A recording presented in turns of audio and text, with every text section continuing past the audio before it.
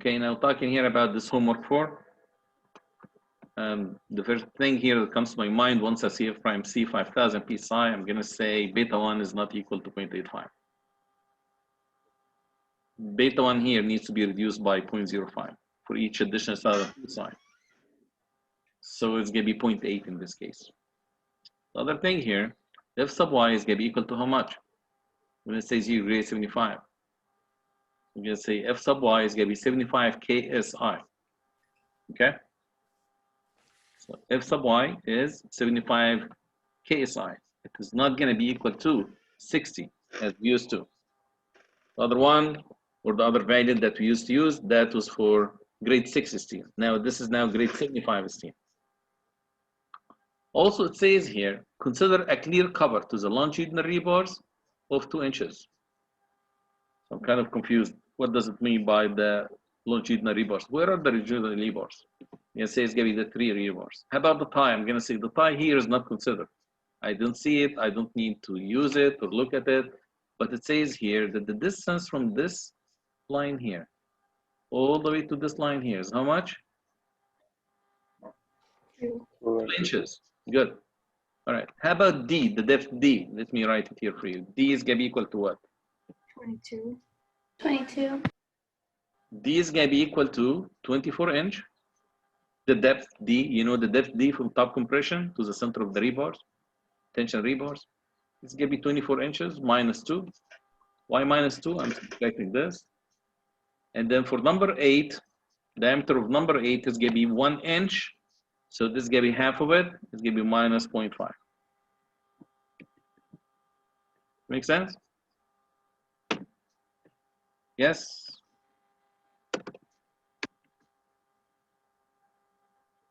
Very good? Yeah. All right, great. So this is going to be the effective depth, which is this one here. This to answer number 1. Now you have it. You have the answer to number 1. Compression block depth, you're going to be using this equation.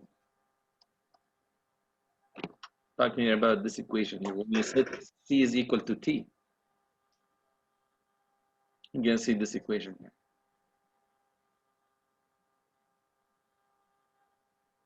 Like in this equation, A equals AS times Fy. Now in this case, you got to be careful because F sub y is going to be equal to 75 ksi. When you do AS, do not do AS like pi d squared divided by 4. Don't do it this way. You need to look it up from the table. This table was provided to you in the first slide set. The introduction, general information, rebar properties. This way you read it. You need to look it up there. And just, you know, for number 8, cross-section area is how much? Can someone help me here? 1 inch squared. What? Oh, 0.79. For one rebar. 0.79. 0.7?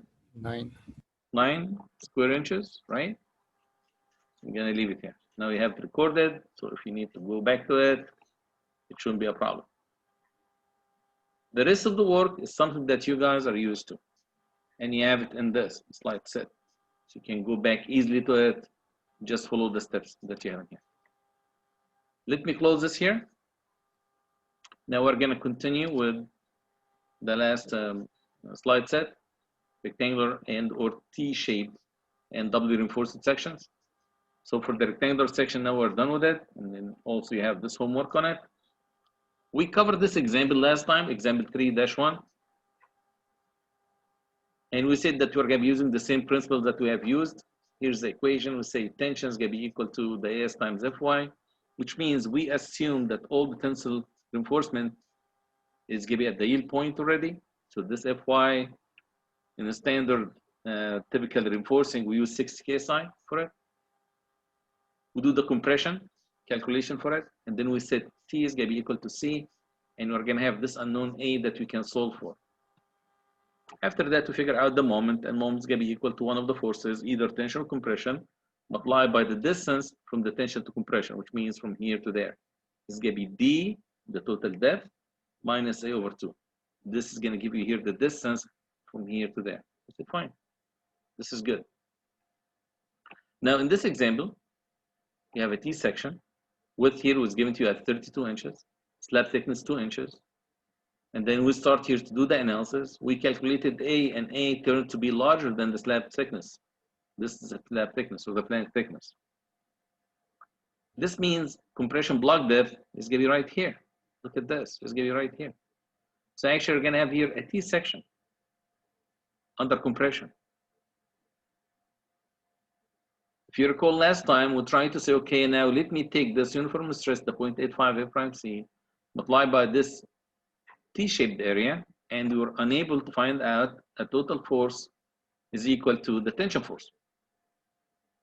Because when you use this equation here, you assume that you have rectangular section and the width of the section is equal to 32 inches.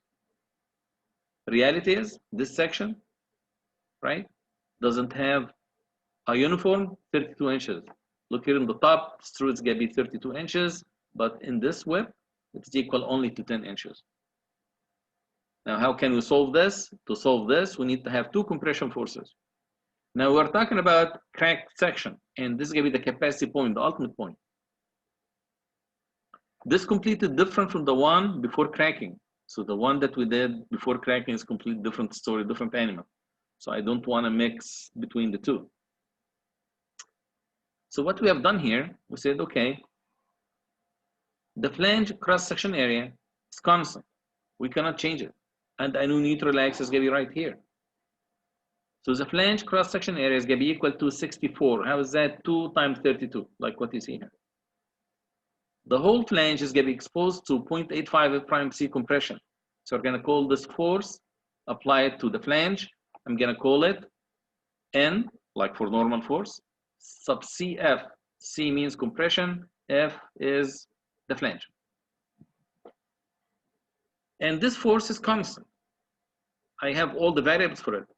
I have 0.85 F prime C, I have the width, I have the 2 inch as a slab thickness.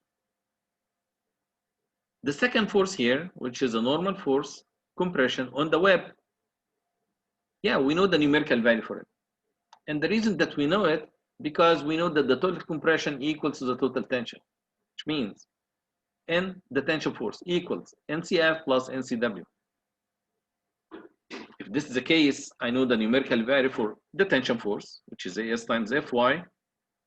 I have NCF, so I can determine NCW. So NCW equals the tension force subtracting NCF. Now, once I have numerical value for NCW, I'm going to say this NCW, the compression force in the web equals 0.85 A prime C, multiply by the width 10 inches, multiply by the small depth from here to there is going to be called A2. And actually, this is going to be my unknown. Now, this is going to be my A2, right, that I need to solve for.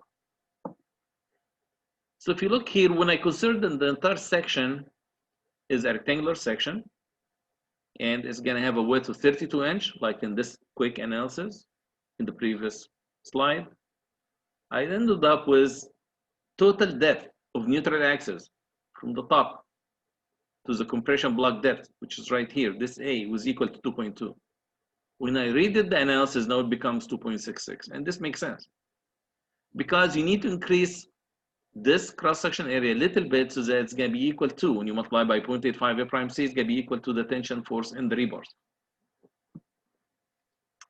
See here what happens.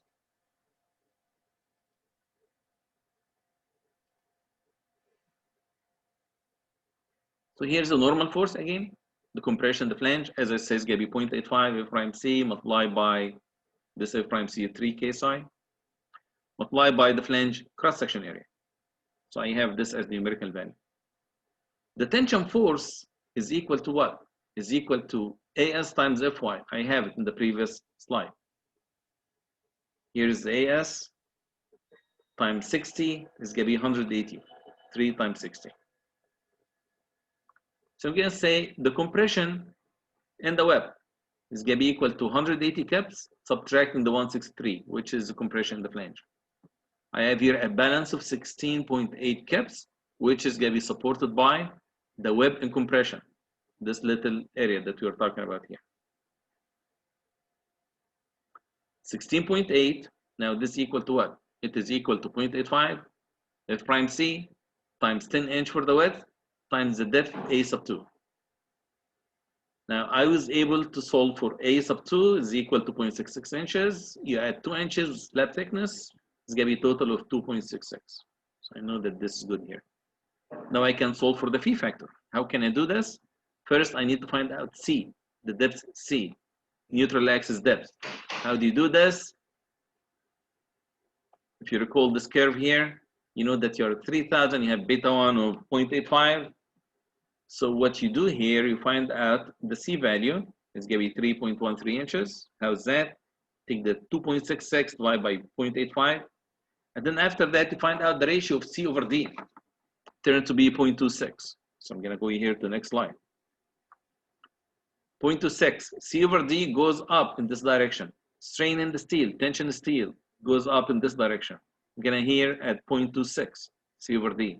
Therefore, the phi factor is 0.9.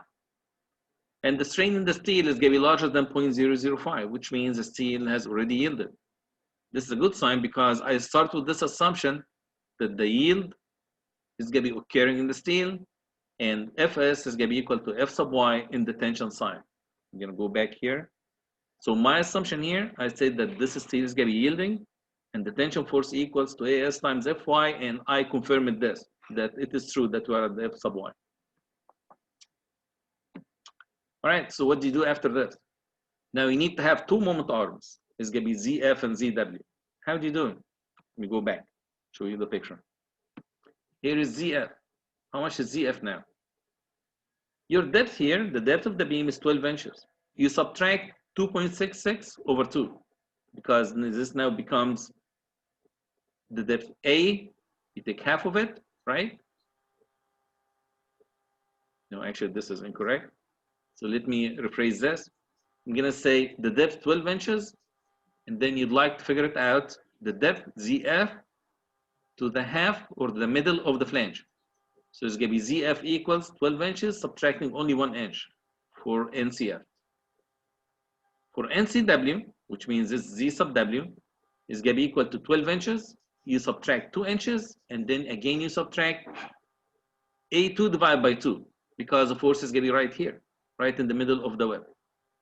So for the NCF, you have ZF, and ZF here, as I said, is going to be 11 inches. For Z sub W, it's going to be equal to 10 subtracting 0.33. So it's going to be 9.66 inches. Here's the analysis for ZF, Z sub W. Your moment capacity, of course, is going to include the phi factor of 0.9 that we just solved for.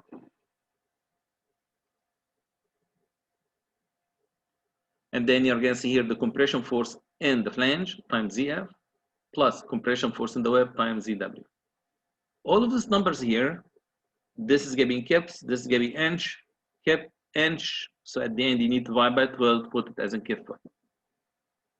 Now, with that, you have phi in for this T section. Any questions?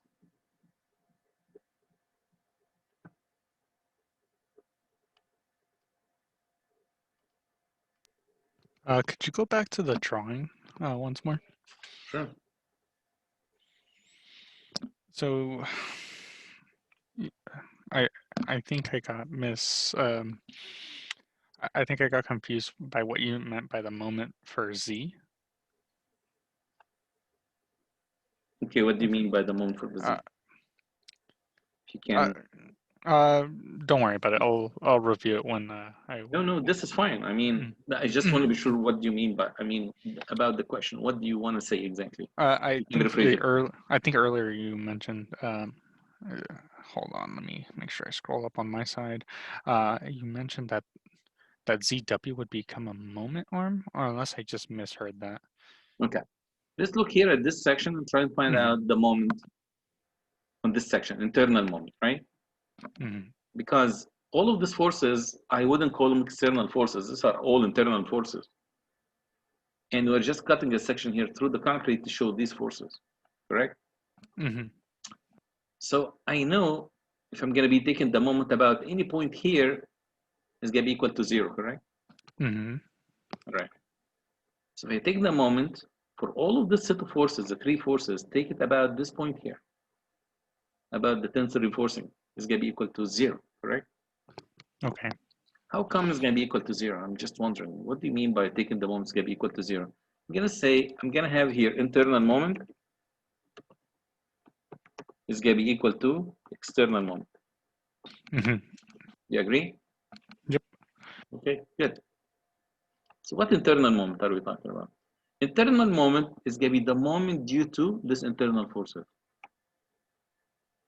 And the external moment is going to be that moment that you calculate out when you have a beam supporting some loads.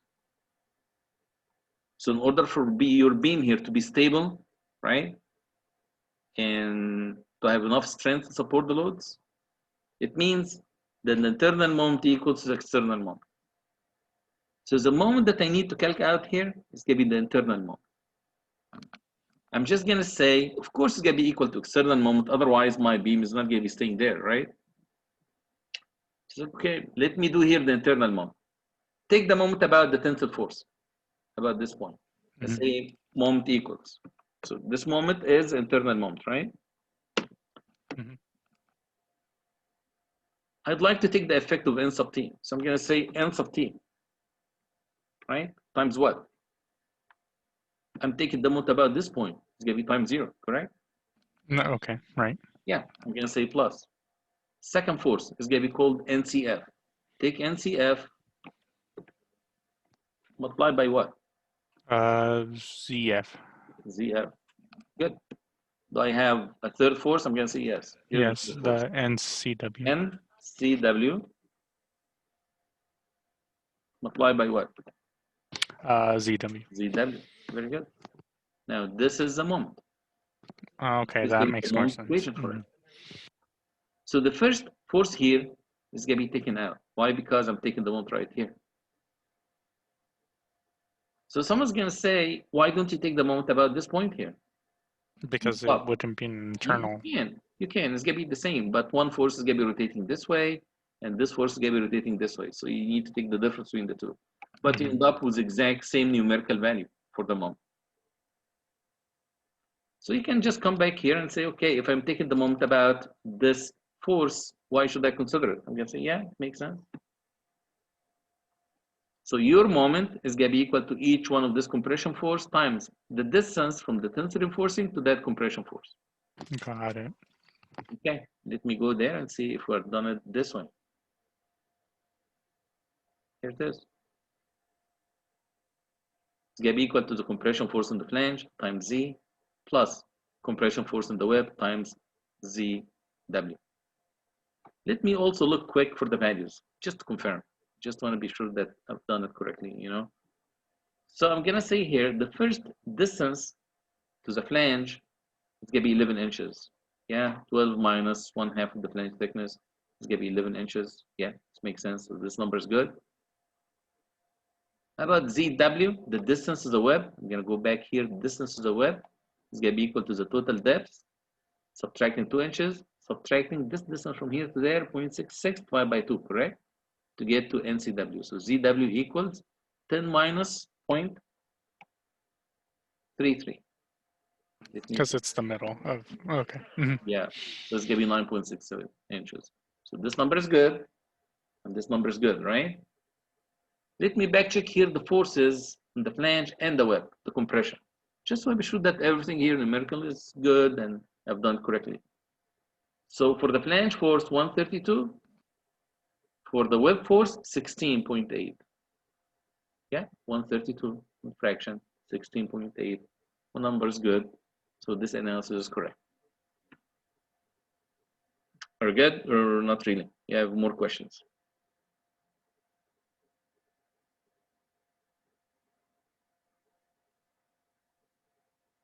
I'd like to hear more questions. You know, T section, it has to be in the exam, in the midterm. It's going to be covered. So it has to be in the exam, and of course, you're going to have a homework on it. And also in your project, you're going to be doing a T section. You better know it. It's going to be important to you guys.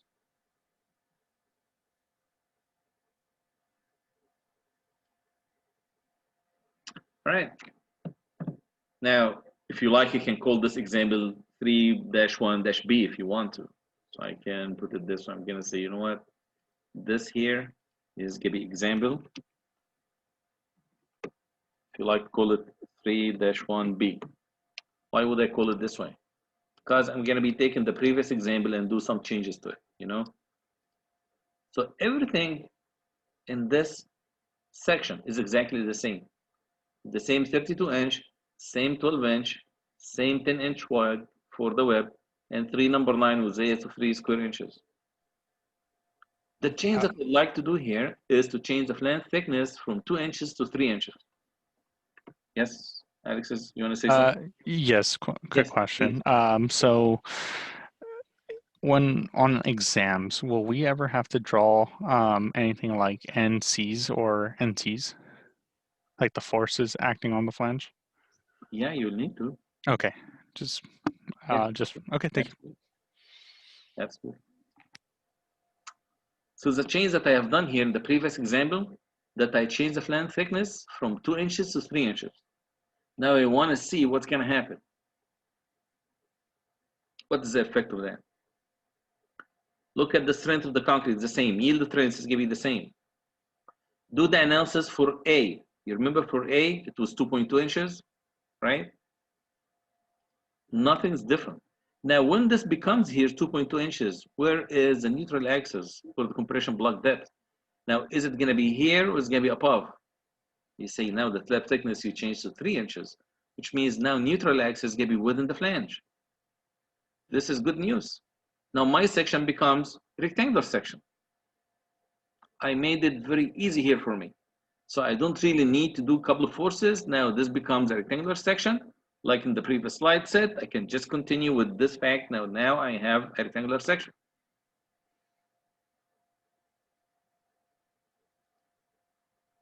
So as long as compression block is going to be within the flange only, my analysis will consider this to be a rectangular section.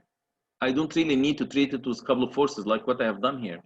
I don't have this case anymore because this compression block depth happens now within the flange itself when I made the flange 3 inches instead of 2 inches. Okay. Now here is C, based on 2.2. And the concrete strength now is 3 kSi. So the C neutral axis depth becomes 2.58. I can find out the ratio, right? 0.21. If you like, you can just go here and look again at the graph. 0.21 means I'm going to be here in this region. Why? Because it's going to be 0.375 and goes up this way, which means the steel has been yielding already and the phi factor is 0.9. Good. What to do after this? Just do this equation here. It's going to be the same equation. Now, guess what happened? Do I have this 2 compression forces or do I have just 1 compression force? For curiosity. Say it's going to be 1 compression force. Okay. When you have 1 compression force, now you can say the distance from the tension to compression is going to be equal to D minus A over 2. It's going to be your Z, correct? It's going to be D total depth, subtracting this A over 2, and you're not going to have this T section anymore. You're going to have just 1 rectangular section. How about the force in the compression? You say compression is going to be exactly the same as the tension force. So I guess I can take it back and just use this equation that I used to when I have this rectangular section. It's going to be AS times Fy, which means the tension force, or the same as the compression force. And your Z in this case is going to be D minus A over 2. As if I have taken this equation here and just cross out the CW and ZW. Now I have just this equation. Compression is going to be the same as the tension. ZF is going to be actually D minus A over 2. As if this equation here is a special case of this general equation, if you like. Questions? Or are good? Everything is good? Why did this example yield 1 compression force versus the previous example? Say it again, please. For this example, why did it yield only 1 compression force versus the previous example? Why end up with 1 compression force? Yes. Okay. Because when the flange thickness here becomes 3 inches, right? And the compression block depth now becomes 2.2. It means that the compression block happens over the flange only. It doesn't look like this. That was only the previous example, correct? Okay, I see what you mean. When the depth A becomes 2.2, it was deeper than the slab thickness. But now I increased the slab, I made it 3 inches. Make sense now? Yes, it does. Okay, very good. Very good. Any other questions on this example?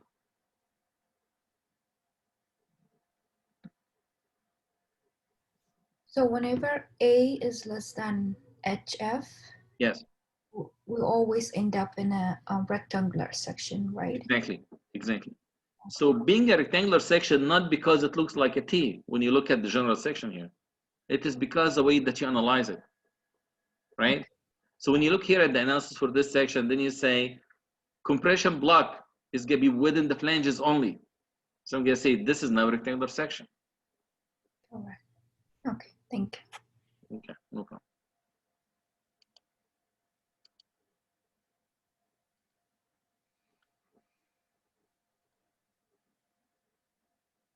Okay.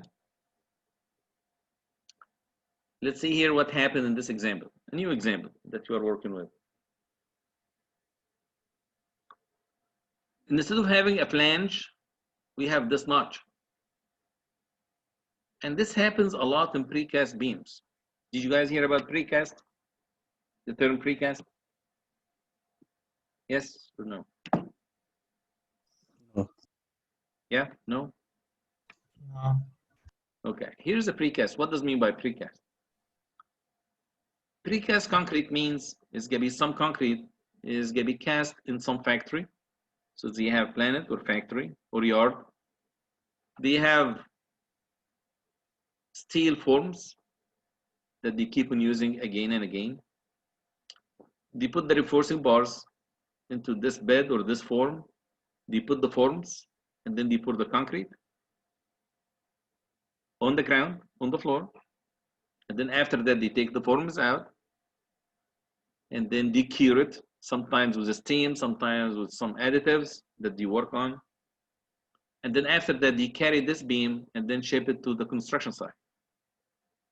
So in this case, in precast elements and members, they're not going to be cast in place or on the site.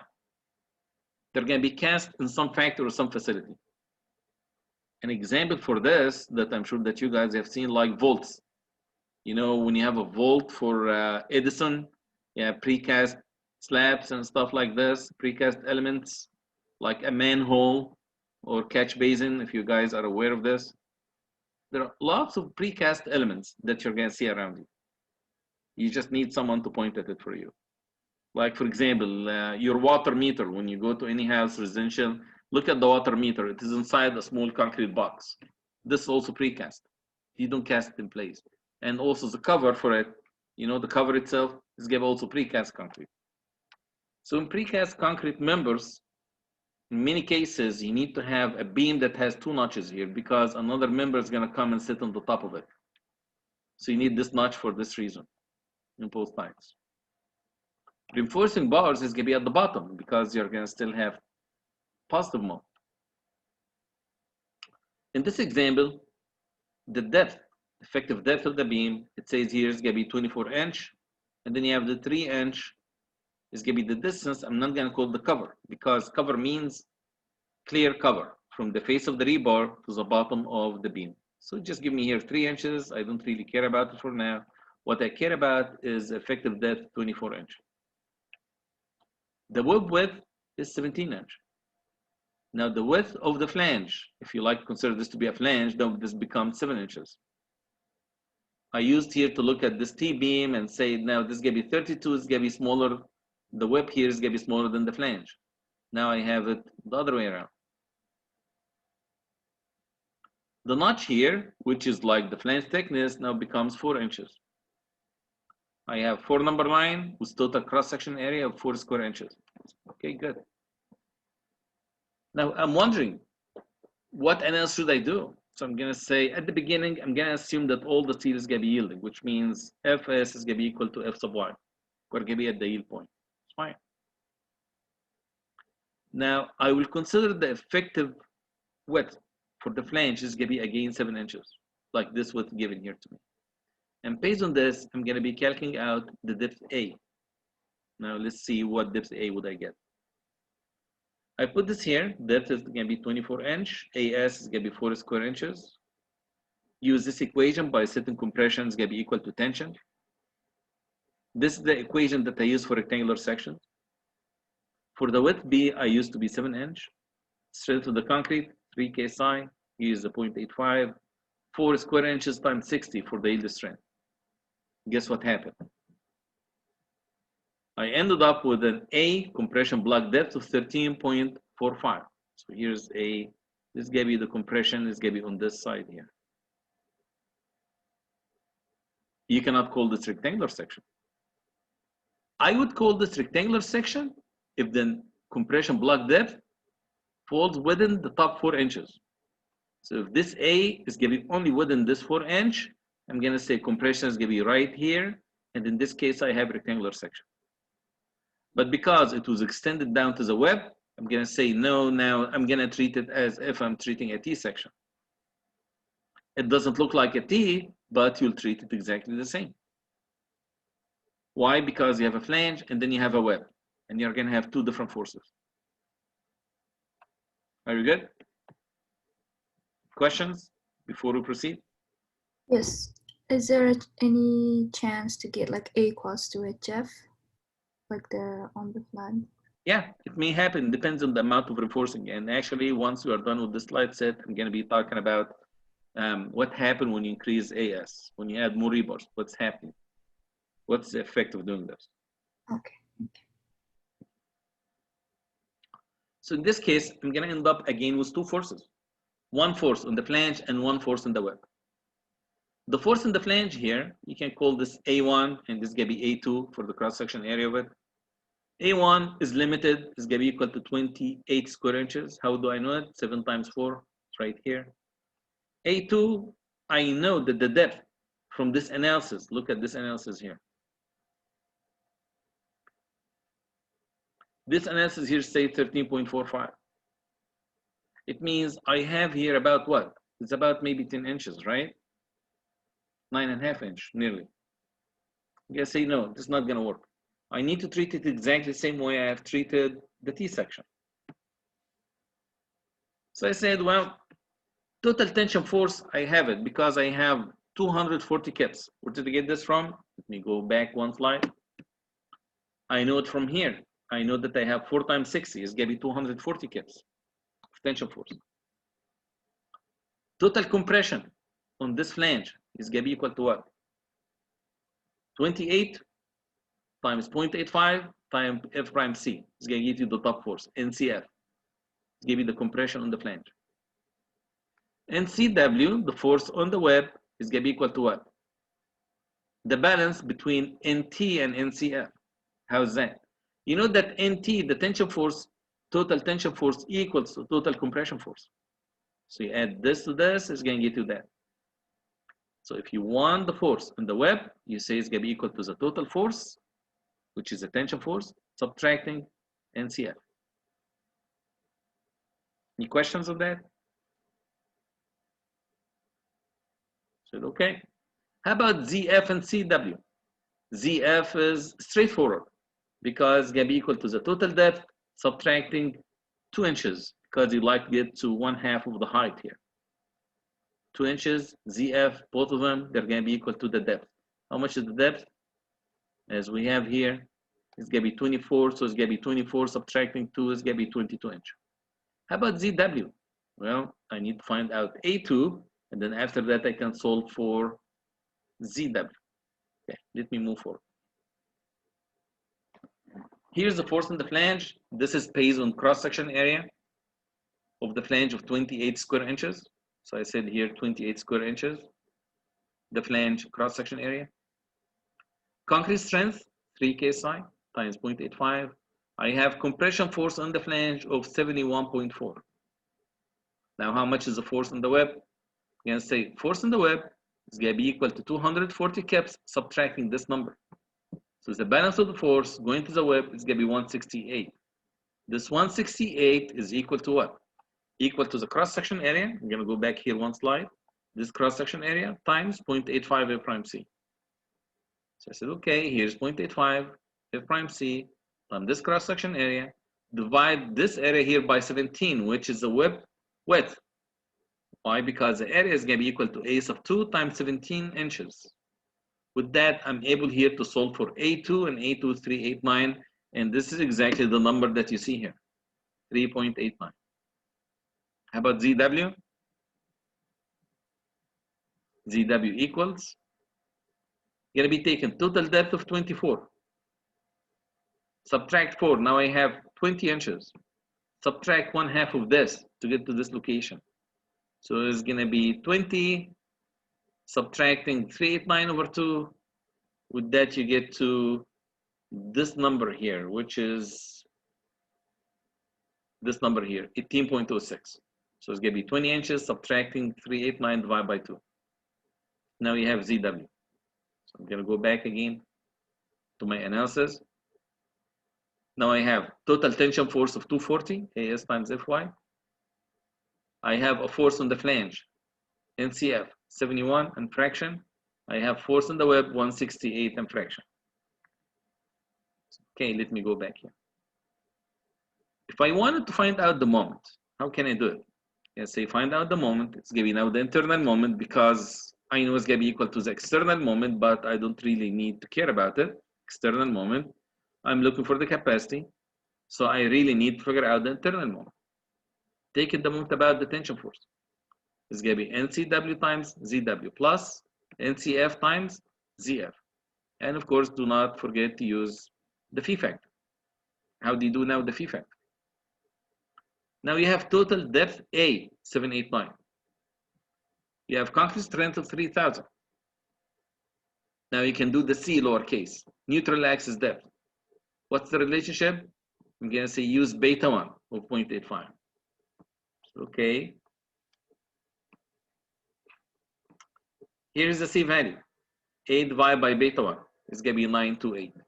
Take this 928, divide by the depth, 24 inch. You have 0.386. Well, now let me look at this. Look at 0.375 is here. 0.6 is going to be here. What was our number? Just to be exact, our number is 386. Now 386. 386 is going to be to the left. It's not going to be to the right, correct? Because this value C over D goes up this way. The good thing I know that phi is going to be very close from the 0.9. That's going to be the good thing. And also I know that the steel has been yielding already. So my assumption that the steel strength is going to be equal to F sub Y is correct. So I don't need to repeat my work. But for the phi factor, I need to use this equation. You see this equation here? The 0.65. This is the equation I can use, right? Now, do you have the strain in the steel? I'm going to say no, I didn't calculate out. Instead, I went the easy way. I was just finding out C here over D. So in this case, I'm going to go here to the bottom equation. When it says other phi factor, this is going to be for a spiral, for round columns, for round sections. It's going to be 0.65 plus, and this is going to be the equation I need to use. If you use this equation, I'm going to go back here one slide. With the C over D of 0.386, you'll end up with phi factor 0.88, meaning that you're going to be very close from that point with this 0.88. All right. What should I do next? Now I guess I should be able to find out phi min. Now where's phi min? Phi min, I have the two forces on the flange and then the web. I have the Z value that went through already.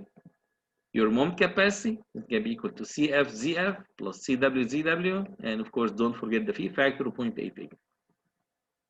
This number here is going to be in kips, this number in inches, kips, inches.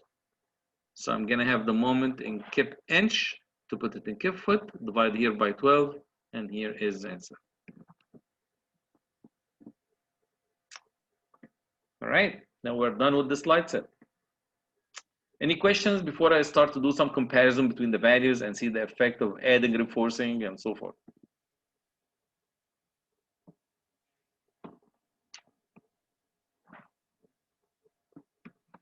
Right. Now let's go back to some of our equations and let's study it. So I'm going to go back here to slide number, say slide number 6.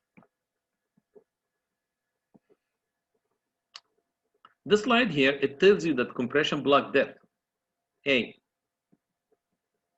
is equal to AS times Fy, which means when you add more reinforcing, what's going to happen to A? A is going to be increasing. When you use high-grade steel, like 75 instead of 60, what's going to happen to A? It's going to be going up. When you reduce the flange thickness and width, like this B, reduce the width, you make it instead of, let's say, 32 inches, you make it 18 inch only. What's going to happen to your A? Could decrease. It's going to be, no, when you reduce it from 32 to 18, this number is going to be going up. When you reduce the strength of the concrete, this A is going to be going up. Now let's see the effect of increasing this A. Now we know what is increasing A. When you put lots of steel, when you increase the strength in the steel, when you reduce the concrete strength or reduce the flange width. So, okay, now let me go back here and see what is the effect of increasing this A. What happens when A goes down? When A goes down, neutral axis depth also is going to be going down. When this neutral axis is going to be going down, the strain in the steel is going to be going down. Why? Because the slope of this line is going to be coming this way. The strain in the concrete is going to stay the same. This is where the concrete fails. So the strain in the steel is going to be dropping. It's going to go down. When the strain in the concrete is going to be going down, what's going to happen to the phi factor?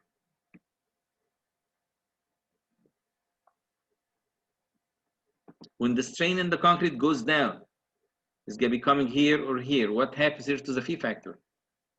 We're going to say phi factor is going to be dropping down. So when you add more reinforcing, the phi factor is going to drop down. Also, you're going to be taking it from the tension control, which means that you're going to have lots of warning before the beam fails, to compression controls, which means that you're going to have a brittle element, structure member. So when you add lots of steel, the beam would become more brittle. Beam is going to be more ductile when you add few number of rebars. When you increase the concrete strength, what's going to happen to A? Let me take it back here to this slide. When the concrete strength goes up, what happens to this A? Decrease. It's going to go down. Now, in a case like this, you make the performance here dependent upon the rebar performance. And the rebar is going to be ductile. So the entire beam is going to be ductile. When you add more flange, what's going to happen? Versus no flange at all. You're going to be increasing the strain in the steel. Phi factor is going to be going up. Unless it is already like 0.9. But you're going to have tension controlled failure in the beam. If a failure is to happen, you'd like to see ductile, which means tension controlled. That's exactly what's going to happen. Now let's see what happened here. In this analysis, at the beginning we did the analysis and we figured out that depth A is going to be equal to 2.2 inches. I'm going to say here, let me take one of the 3 bars out and let's see the effect of this. Now I need someone here to help me and tell me how much A is going to be if I just use 2 rebars.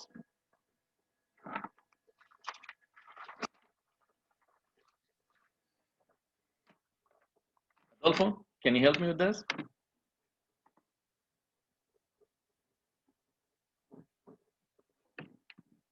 Adolfo? Yeah. Yeah, can you help me with finding out the depth A in this problem if I have only 2 number 9 instead of 3 number 9?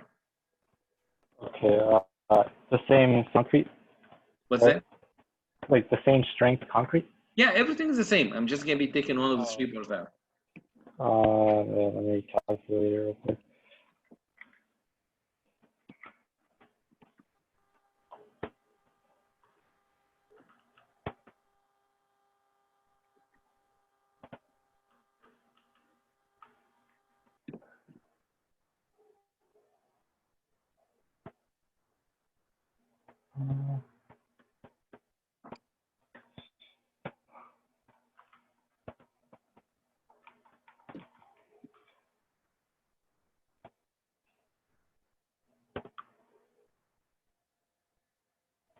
I got like a really small number. I don't Like know what? if it's right. Like a whole bunch of zeros. How did you do it? Tell me the equation. That A is equal to 8S, the yield Yes. over 0. Is it the one I'm pointing at? Yeah. Okay, so instead of 3, what should I use? 2. 2, okay. All right. How about the rest of this parameter? Should I leave them the same? Yeah. Okay, here we go. So I've done it here. I said 2 times 60 divided by 0.85. Do you see it? Is it clear? Yes? Yeah, it's just like that. All right, so I'm getting here 1.47. Let me reduce number of the significant figures. You know, this is just too much, right? It's good enough. Thanks for all the answers in the chat. Now, what happened here? So when I reduce the rebars, now this is shrinking. And the compression block now is happening within the flange only. I said, okay, this is good to know. So thank you, Adolfo. Let me move here to this exercise, to this section here.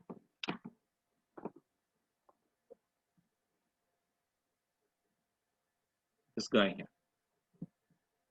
I have here for number 9. So I'm gonna go here to Alfred. Are you there, Alfred? Yes. Right, Alfred, I'm gonna have only 2 number 9s. What compression block depth do they have?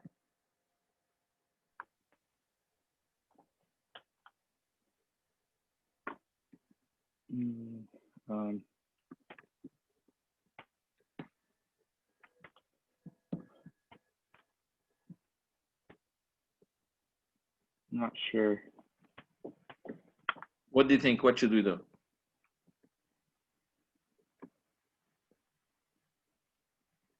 What was your question again? If I'm gonna make here the reinforcing in this problem to be 2 number 9 only, what compression block depth would I get? Like this A, how much this is gonna be?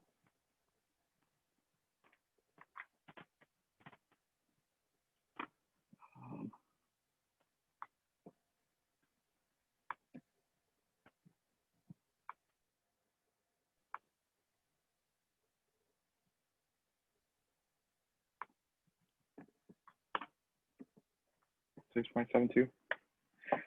672. How did you do it?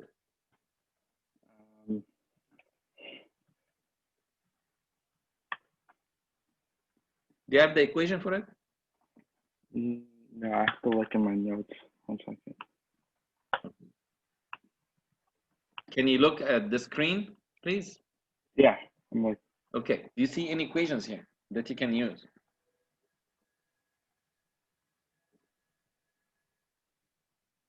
oh, the ASFY Is it this one? over, yeah, What is F sub Y? F sub Y is 60 Why? Why it's 60? 60 what units are we talking about? KSI. KSI? Where did you get this 60 from? Why? Was it given or did I calculate out?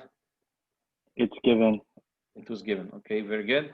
So in this equation here, it says 4 times 60. Where's this 4 coming from? The height of the top This portion. height of the top? This maybe 4? 4 square inches? This 4 square inches? Or the 4 times the 4 times 1.0, 4 square inches, yeah. This is gonna be 4 times 1.0, which is the width, right? Something like that. Okay. So if you like here to reduce the 4 number 9 and you want to make him 2 number 9, what change would you make in this equation?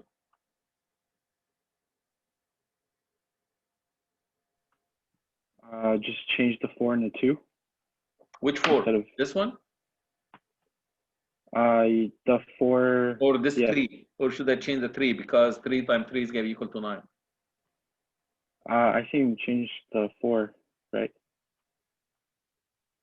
So this 4, when I make this 2 number 9, this 4 inches would become 2 inches. Is this what you're saying? Yes. Okay. Thank you very much. Thank you. Thank you, Alfred. Thank you. Okay. I'd like to hear from Alexis. Yes, Professor. Yes, go ahead. Can you explain me, if I'm going to be changing this to 2 number 9, what's going to change in this equation and the reason? Number 9 still, right? Yeah, it's going to be 2 number 9. So what will change in the equation will be the it would be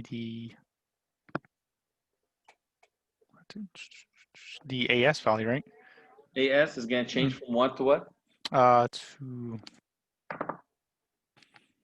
From 4 times 6. So 4 is going to change to what? It would be the same since number 9, right? Yeah, but instead of 4 number 9, now I'm going to have 2 bars only, 2 number 9.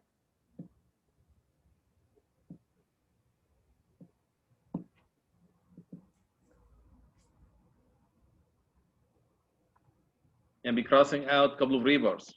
I'm going to be taking them out. What new S would I have?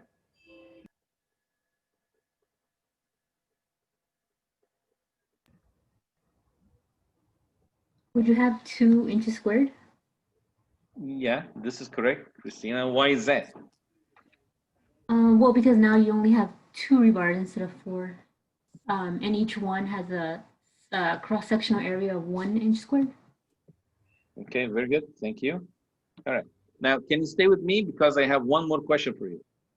If I'm going to be using here 2 number 6s instead of 4 number 9s, so I'm going to say here, let's use here 2 number 6 instead. I'm going to make him 2 number 6 rebars. Okay? Just give you the assumption. What A value would you get?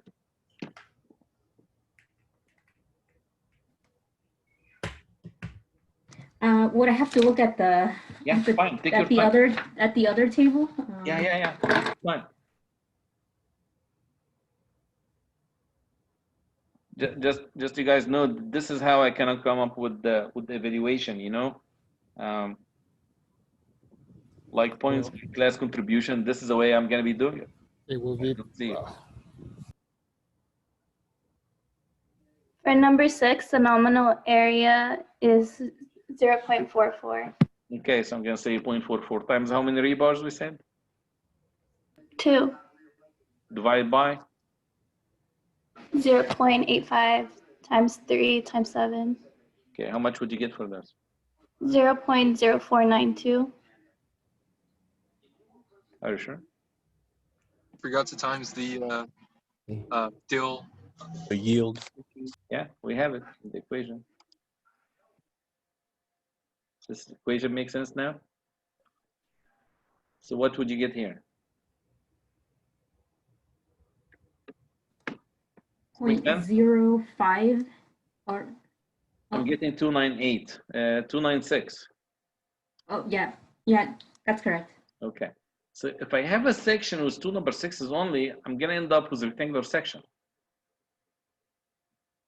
Is this correct, Alexis? Yes. Or do you think I'm gonna end up with the rectangular section if the A value is 2.96, or is it gonna stay as T section? I'm Take I your want time. to No sweat. yeah. I mean, if the neutral axis depth, not the neutral, compression block depth, this A, becomes smaller than 4 inches, Rectangular. should you treat this as a rectangular section, or would you treat it as a T section? I want to say rectangular. Okay, very good. Thank you. No problem. Thank you, Alexis. I've been following you. Yeah, I've been usually asking good questions, so I'm doing my evaluation here. Very good. Thank you. All right. Any questions on this slide set in this lecture before we change gears? Just real quick, so why do we times it by the nominal area again when we only use the 2 number 6s? Okay, so to answer this question, I need to put the table here for you so that you know what we're talking about, okay? Have you seen this table before? You remember this table? Yeah. From week one, right? Yeah. This table here gives you the bar size and the cross-section area of it, right? So what I simply said, if I'm going to be using here number 6, rebars, what cross-section area would you use? Let's give you a question to you here. Let's give you this number, right? For number 6, 1 rebar cross-section area is going to be 0.44. Are we in agreement, all you? Yes or not clear? Yes. Okay. So here's what I've done. I said 1 rebar, number 6 is going to be 0.44. How many rebars do I have? Instead of the 4 number 9, I have 2 number 6s. So the cross-section area now for both rebars is going to be 2 times 0.44. Meaning, this value here, starting from here, I'm going to put this bracket in this way, to here is going to be AS. Why? Because it's going to be equal to 2 rebars, number 6, each one of them, it has cross-section area of 0.44 square inches. Got it. I see it now. Thank you. Okay, no problem. Any other questions, please? In this example, 0.85, is that given? The 0.85? Mm-hmm. Okay, good question. This 0.85 is standard. You remember this 0.85? What happened is Mr. Whitney, he simplified the stress distribution here. And he said, usually when you have any concrete section, you consider that you have compression block. It's gonna be uniform. Instead of having it coming this way, you see the shape, the dashed line? They say, just use this rectangular block with a maximum stress of 0.85 A prime C. This is what he said. Okay. So he made it simple for us. So this is the reason that we have this 0.85 in our analysis. Like in this one here. You see this 0.85 that I keep on repeating and using, right? This is all taken from this block that he came up with, the simplification. Okay, I think I was confusing it with the beta sub 1. Oh, beta sub 1 is different now. So are you talking about, here's the beta calculation. Here's this beta 1, the 0.85. It is not given, but you know the concrete here in this problem is 3000 psi. When you go here to 3000 psi, right? If it is 4000 or less, you're gonna have a beta 1 of 0.85, if this makes sense to you. Okay. So I have actually 2.85s, right? It's kind of confusing, I know. The beginning especially, it's kind of confusing. You have more than 1.85. So one of them is the beta 1. I'm gonna take you also back to the same slide set for Whitney. One of them is this beta 1, which is 0.85. The other one is gonna be the uniform stress of 0.85 A prime C. This one here is not changing with the strength. This is constant. You cannot change it. This one here, you can change it based on the strength of the concrete given to you. Good question. All right, do we have anyone here who came after and I did not add his name? He didn't sign in. Talk about Jose. I think I joined a little bit late. Okay, we have Amy is here. You asked the question, I guess. Jamie or Amy? You left. Bannon, no. Oscar? Yeah, I'm right here. All right, Oscar. Thank you. Jose? I mentioned that he has a family Oh, issue. yeah, I remember that. Yeah, that's fine. Take care of it. Okay, any questions on this slide set, number 5? Professor, is there going to be like instances where there's going to be more than 2 compression forces, or is like the maximum? In which one?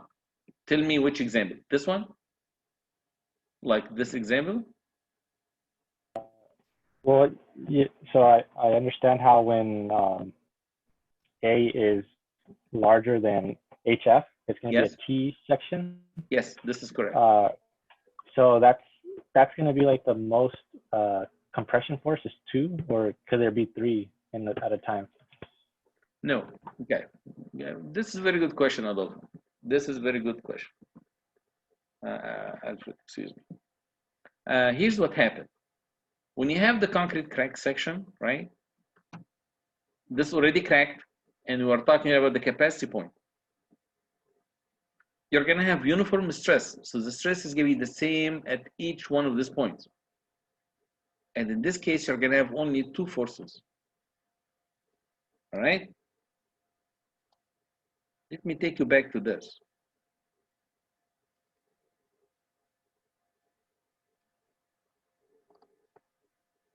The stress before cracking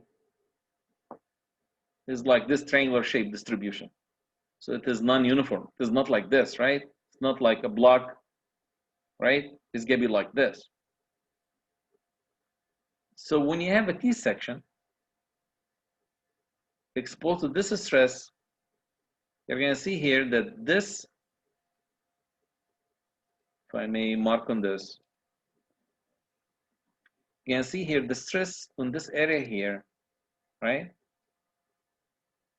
is going to be this triangular distribution with the stress value of this one here at the top of it.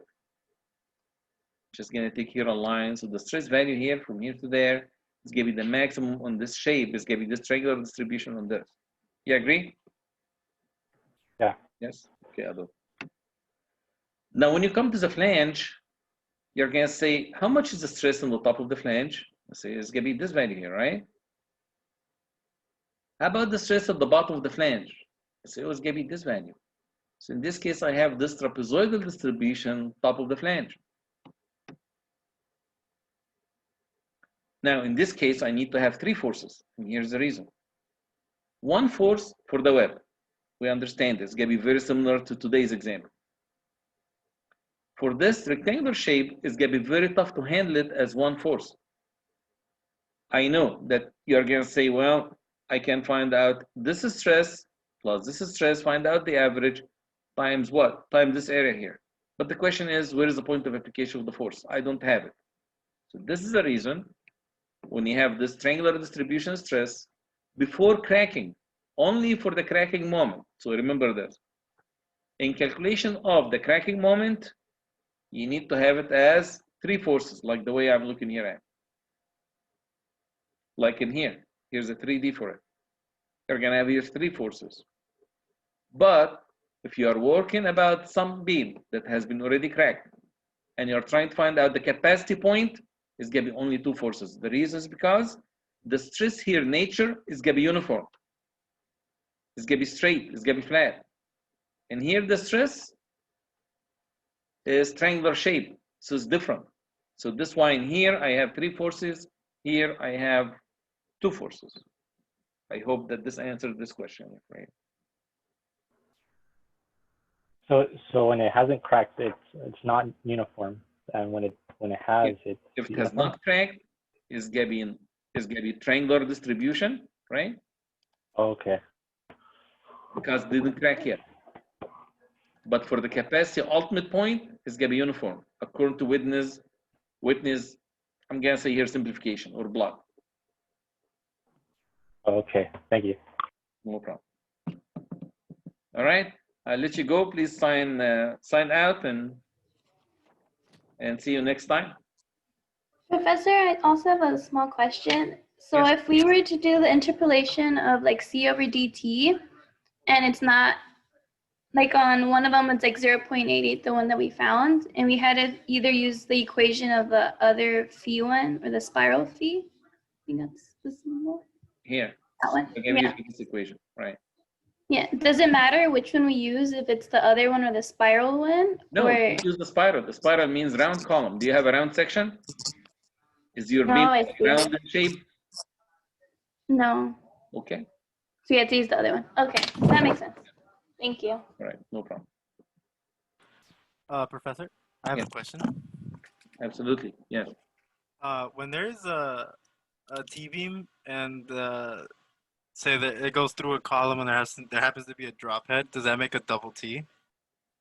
Oh, you mean like, yeah, but you can just combine them. I see what you're saying here. That instead of having this, you have a couple of pieces here that sticks up, right? Yes, yes. What's gonna happen in this case? Yeah, we don't call it double T in this case, but you're gonna treat it as just one T, and they're gonna be equivalent exactly to this section, right? So let's say that the piece that sticks up is gonna be 5 inch and 5 inch, right? Yes. This 7 inch is gonna be like a hole, right? In this case, I just add them to each other. It's gonna be exactly like this, with a width of the flange of 10 inches.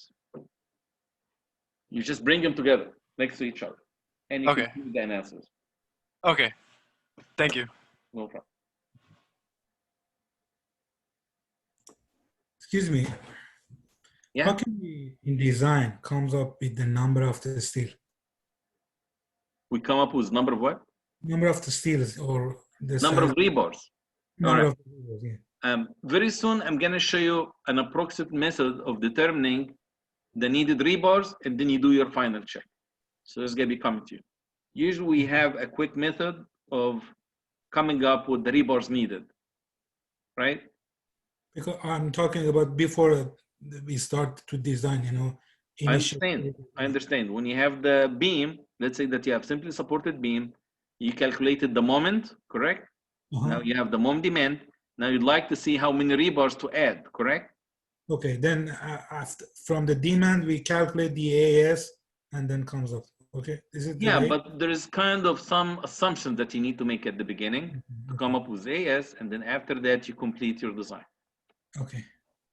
And is there any limit for, you know, I mean, is it anything from, okay, is there any limit that we could work in it or?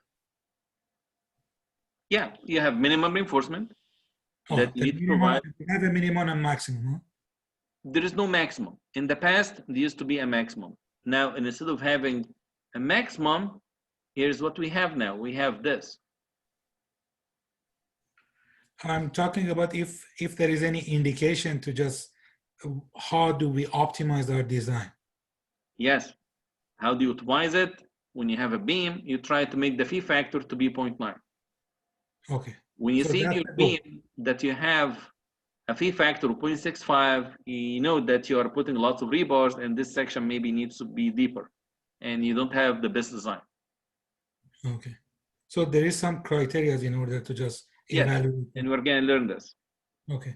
Thank you so much.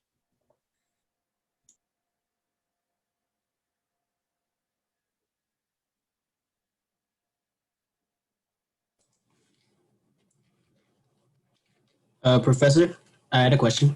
Yes. So there was that one problem that we did on one of the earlier lectures that it was the T-beam and then it had to go through the triangular distribution. Okay, so this and is then, for the cracking moment, right? Yes, that's for the cracking moment. Oh no, it was for the, because I remember what you explained to Adolfo saying if it was not cracked, then it would require triangle, that one, yeah. And then, like, what's the difference between that one? Because that's also a T-beam. And then our recent example where we also did a T-beam, but it only yielded, I think, it only yielded 2 compression forces. Okay. So, like, how are you able, because I remember you made a comment at the beginning of the lecture saying, I guess someone had a question with the homework, and then you said that it required 3 of, like, it required the C1, C2, Sure, C3. absolutely. Let me It's like, how did you, like, were able to pinpoint that, like, really quickly? No problem. You see here, when you're doing the cracking moment, you would have this triangular distribution when it comes to the stresses, right? Mm-hmm. Okay, good. Look at the compression side. Of course, I'd like to minimize number of compression forces. Don't you agree? Yes. All right. Can I make this like only one force? No. Why not? Because part of it includes the flange and the web. You are trying here to find out the volume of this stress, right, on this. Mhm. So it's gonna be tough because you have this kind of prism, this gonna be one piece, and this gonna be rectangular distribution on the top of this. So you cannot do it in one force, right? Yeah. Now you're gonna say, let me do it here in two forces. Now where's the first force? First force is gonna be this one here, right? For this triangular distribution on the web. How about the second force? You see, second force is gonna be this area of this trapezoidal, correct? Multiplied by the width 20 inches, correct? Don't you agree? Yes. Okay, then you said I can come up with two forces, but here's the catch. The first force on the bottom, I can figure out the location of it because it happened at 1/3 of the 4.67, right? Yes. But how about the location of the force for this trapezoidal? Do you know where's the centroid for trapezoidal? You have to. I know that you have to eventually split it in two, In right? this case, I have to split it, right? So the minimum number of forces that I can use here in this case, because of this triangular distribution, is going to be 3 forces. And I showed it, right? Yes. Right. Let's move here to this. I have uniform stress, just one stress value on the top of the whole thing. Can I do it in one force?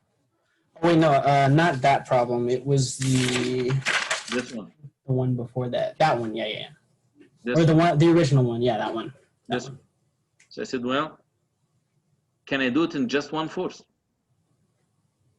I said, yes, you can find out this area, which is A1 plus A2, correct? Multiply by the height, 0.85 A prime C, to find out the volume. Yeah, this is good. You're able to do it in one shot, correct? Now, where is the location of this force? You're going to find out here the centroid of this T section, correct? So, which means to find out the centroid, you need to split it into two forces or two areas. Minimum. Correct? Yes. Or no? Not really? Oh, no, that is correct.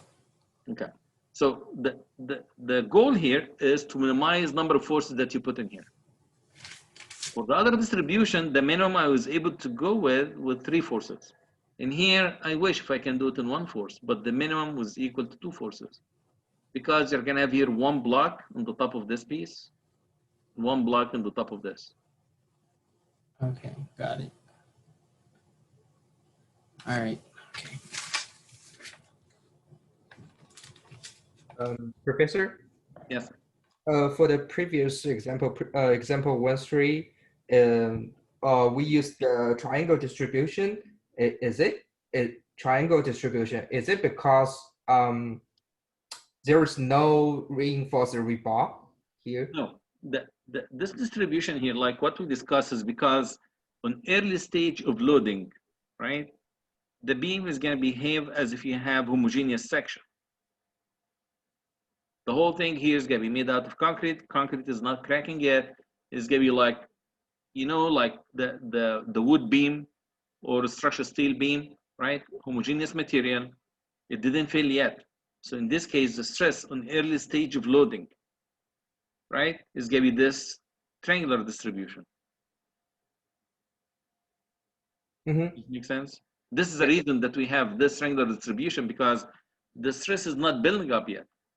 When the stress is building up, like what we discussed, concrete is going to be cracking, the reinforcement is going to get triggered, it's going to start here to take some tension force, and then the stress would become like this shape, the weird shape that you're talking about, which is this shape here, the dashed line shape. At the beginning, when you start loading, it's going to be like this. It's going to be triangular distribution, right? After that, it's going to crack. Now the tension force and the reinforcement is going to start to take some force, and it's going to crack more and more, and the force is going to be like this, or the stress is going to be like this dashed line. Got it. Thank you, Professor. No problem. All right. Professor, just one theoretical question.